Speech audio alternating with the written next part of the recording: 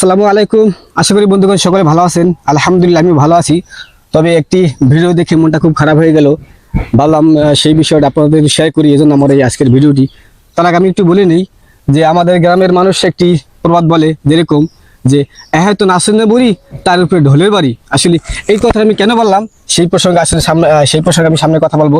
আর আজকে আমি যে ভিডিও নিয়ে কথা বলবো আমি আপনাদের সাথে সেই ভিডিওটি একটু শেয়ার করি।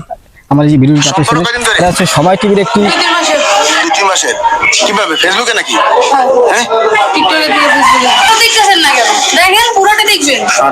দেখেন আমি ওদের এখানে আসতেছি তখন ওই আমার এসএমএস গুলো করছে। যদি ওই আমার আসতে না বলতো আমি এখানে আসতে পারতাম জীবনও? না না ঠিক আছে দেখা লিখে আছে আপনি এখানে আসেন কেন বলেন কি হয় তোর আপনি মেয়ে মানুষ কিভাবে আমার অনেক ভালো লাগছে, ও আমার অনেক ভালো লাগছে। আপনার নাম কি? আপনার নাম কি? আপনার নাম কি? আপনার নাম কি? আমার কাছে ওর দিছি দিছি নেবা কোন জায়গায়? বাসা কোন জায়গায়?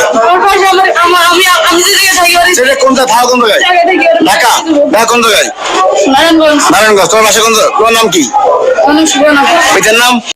বন্ধুগণ, আপনারা তো এতক্ষণ ওই ভিডিওটি দেখলেন। আসলে ওই ভিডিও সম্পর্কে আমি আপনাদেরকে একটু বিস্তারিত বলি।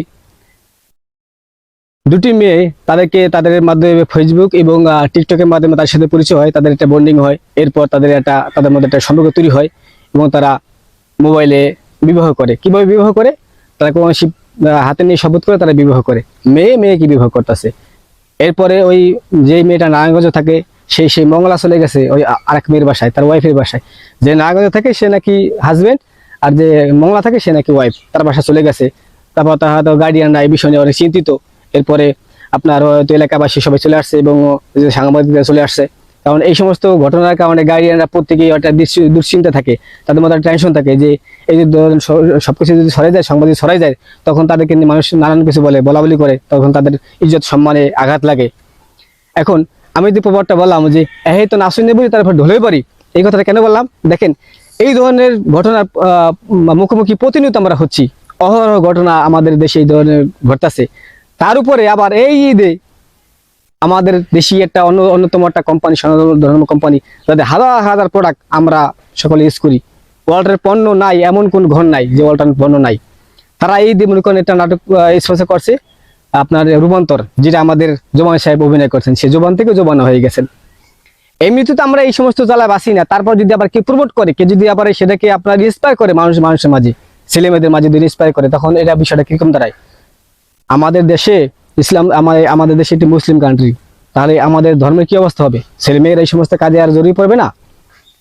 আমাদের সকলের উচিত যাতে এই যে মধ্যে কার্যকলাপ না ছড়ায়, সেজন্য আমাদের আরো প্রোটেকশন নেওয়া উচিত। কিন্তু কেউ যদি আর এগুলো ছড়ায়, কেউ যদি এগুলো বিধি করতে চায়, তাহলে বিষয়টা কিরকম হয়? আমি প্রত্যেকটা গার্ডিয়ানকে বলবো, আপনার ছেলে বা মেয়ে কোথায় যায়, কি করে না করে, আপনারা একটু খেয়াল করবেন। এই সমস্ত কার্যকলাপ তারা যেন জড়িত না হয়ে পড়ে।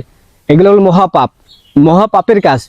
আল্লাহ এবং আল্লাহ রাসূল তাদের প্রতি লানত বর্ষিত করবেন এই সমস্ত কাজে জড়িত হয়ে পড়ে।